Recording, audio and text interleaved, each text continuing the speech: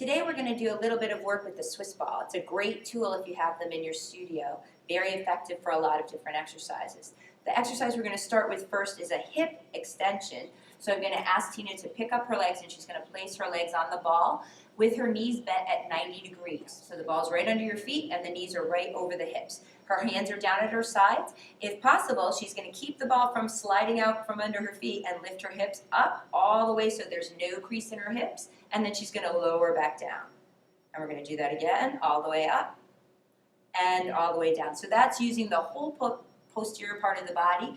Lift up again. She's squeezing her glutes, her hamstrings, her calves, and her lower back is working. And then release it back down. So that's the first exercise to work the back of the body. The second exercise is to add a hamstring curl to that. So what we're going to do is lift the hips just like we did before. Then we're going to extend the legs all the way out. And then bend the knees, draw the ball back in, and then lower your hips. Again, lift the hips up, extend the legs out, bend the knees to draw the ball back in, and lower the hips. Just one more time. Up, out, good. It's much harder than she's making it look. And lower back down. One last version of this would be to do the hamstring curl without lifting and lowering the hips. So what I would ask her to do is to lift her hips up and keep them up this time. And all she's going to do is extend her legs and bend.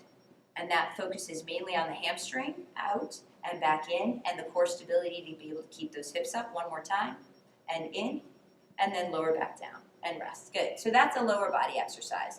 Now we're going to go ahead and set up for a push-up using the ball. So what I'm going to have Tina do is she's going to place the ball underneath her shins. Now, some of our beginners might want to do this with the ball underneath their thighs, but Tina's pretty strong, so she's going to get it right underneath her shins.